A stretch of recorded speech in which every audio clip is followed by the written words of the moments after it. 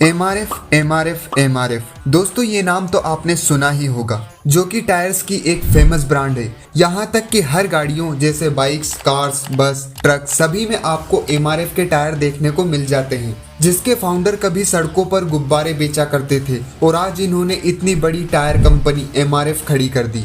पर कैसे? इसी सवाल का जवाब जानने के लिए वीडियो को लास्ट तक जरूर देखें। एमआरएफ यानी मद्रास रबर फैक्ट्री, जिसकी स्थापना केरला में रहने वाली एक क्रिश्चियन फैमिली में जन्मे के.एम. मेमन मपिल्लई ने की थी। इनकी फैमिली फाइनेंशियली स्टेबल थी, लेकिन इनके पिता स्वतंत्रता संग्राम को देखते हुए बड़े हुए थे। इनके पिता ने स्वतंत्रता संग्राम में भाग लिया था, जिस वजह से अंग्रेजों ने इन्हें जेल में बंद कर दिया और इनकी सारी प्रॉपर्टीज और एसेट्स को सीज कर दिया। तब मेमन मद्रास की क्रिश्चियन कॉलेज में अपनी पढ़ाई कर रहे थे और इनके पिता को जेल में बंद करते ही इनका सारा बिजनेस बंद हो गया और परिवार की हालत काफी खराब होती गई। तब फैमिली की सारी जिम्मेदारी के.एम. मेमन मपिल्लई पर आ गई। तब इन्होंने एक छोटी सी इन्वेस्टमेंट से गुब्बारे और खिलौने खरीद कर यहाँ वहाँ सड़कों पर जा जाकर बेचना शुरू कर दिया।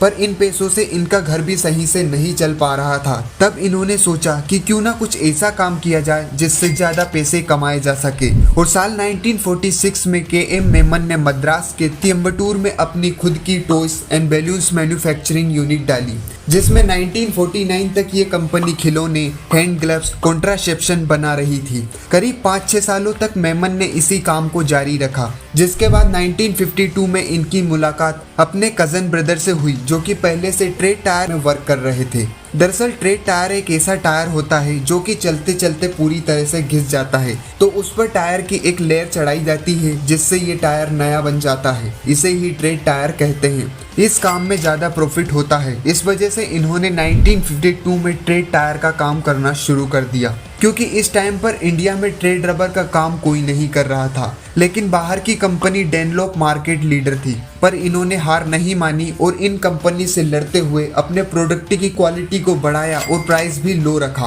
और 1956 तक धीरे धीरे करके इन्होंने इंडियन मार्केट का 50% मार्केट कैप्चर कर लिया। 1961 में एमआरएफ ने यूएस के एक टायर ब्रांड मेंसफील्ड के साथ पार्टनरशिप कर ली और फिर इन दोनों कंपनियों ने साथ मिलकर काम करना शुरू कर दिया। पर साल 1964 में देश को आजाद हुए 17 ईयर्स हो चुके थे। उस समय ना तो कार्स थी और ना ही बसेस, और जो बाइक्स एंड बाइसिकल थी वो भी लिमिटेड थी। इस समय इंडिया में कोई खास मार्केट था ही नहीं। फिर इन्होंने अपने बिजनेस को बाहर की कंट्रीज में एक्सपांड करने के बारे में सोचा और अलग अलग कंट्रीज में अपने प्रोडक्ट को एक्सपोर्ट करना स्टार्ट कर दिया। पर ये यूएस और कनाडा में टायर को एक्सपोर्ट नहीं करते थे, क्योंकि मेंसफील्ड पहले से ही यूएस की कंपनी है और उसके ब्रांड से एक्सपोर्ट करते तो लोग मेंसफील्ड को जानते, एमआरएफ को नहीं। पर बाद में धीरे धीरे इन्होंने यूएसए में भी टायर एक्सपोर्ट करना चालू कर दिया और एमआरएफ देश की पहली कंपनी बनी जो यूएस को टायर एक्सपोर्ट करती थी। पर एमआरएफ और मेंसफील्ड के बीच कुछ प्रॉब्लम्स के चलते 1979 में एमआरएफ का मेंसफील्ड के साथ टाई टूट गया और फिर के.एम. मेमन मपिल्लई ने अपनी कंपनी का नाम एमआरएफ टायर लिमिटेड रख दिया। एमआरएफ ने टेक्निकल टाइप एक बार नहीं कई बार किए। कंपनी ने साल 1978 में बीएफ गुडरिचर के साथ एक टेक्निकल टाइप किया। इसी के साथ एमआरएफ ने रीट्रेडिंग बिजनेस के लिए प्रीक्योर ट्रेड रबर के निर्माण के लिए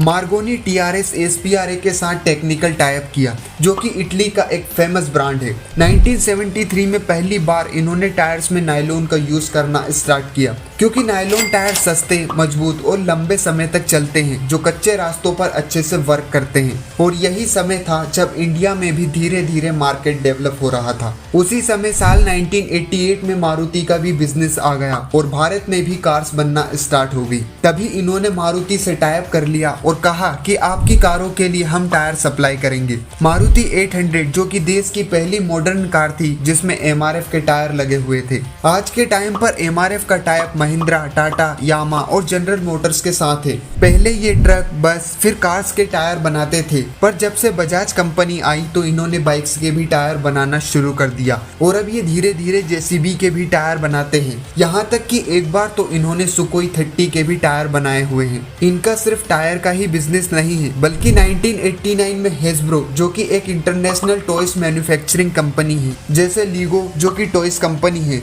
इन कंपनियों के साथ मेमन ने कोलैबोरेट कोलैबोरेशन करके टॉयज बनाना भी स्टार्ट कर दिया। इसी के साथ इटली की एक कंपनी के साथ टाई अप करके कन्वेयर बेल्ट भी बनाते हैं और ऑस्ट्रेलिया की एक कंपनी के साथ टाई अप करके इंडस्ट्रियल पेंट भी बनाते हैं। आज के टाइम पर MRF 65 से ज्यादा देशों में टायर एक्सपोर्ट करती है और एक इंडियन मल्टीनेशनल कंपनी बन गई है। मल्टीनेशनल कंपनी दो तरह की होती है, एक तो वो जो बाहर कंट्रीज से इंडिया में आई हुई होती है और एक वो जो इंडिया में डेवलप होकर बाहर की कंट्री में जाती है। KM मेमन ने अपनी मार्केटिंग पर हमेशा से ध्यान दिया है और अपनी मार्केटिंग को स्ट्रॉन्ग बनाने के लिए इन्होंने क्रिकेट को चुना और सचिन तेंदुलकर के बल्ले पर MRF का ब्रांड स्टिकर लगा दिया। पर सवाल ये आता है कि इन्होंने सचिन को ही क्यों चुना। तो दरअसल हर फील्ड की एक बेस्ट पर्सनालिटी होती है और MRF भी खुद को we are the best tyre present करते हैं, इसीलिए ये उस पर्सन के साथ काम करते हैं जो अपनी फील्ड का बेस्ट हो। और उस वक्त सचिन क्रिकेट की फील्ड में बेस्ट थे।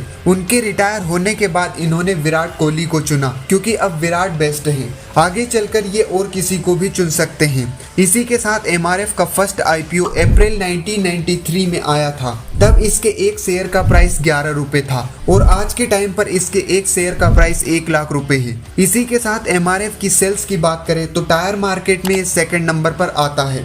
फर्स्ट नंबर पर अपोलो टायर्स है जिनकी सेल्स 24,609 करोड़ है और सेकंड नंबर पर MRF है जिसकी सेल 23,261 करोड़ है। इसी के साथ MRF टायर मार्केट में 25% मार्केट शेयर लेकर बैठा है। दोस्तों आपको ये वीडियो कैसा लगा कमेंट सेक्शन में जरूर बताइएगा और साथ ही चैनल को सब्सक्राइब जरूर कर लें।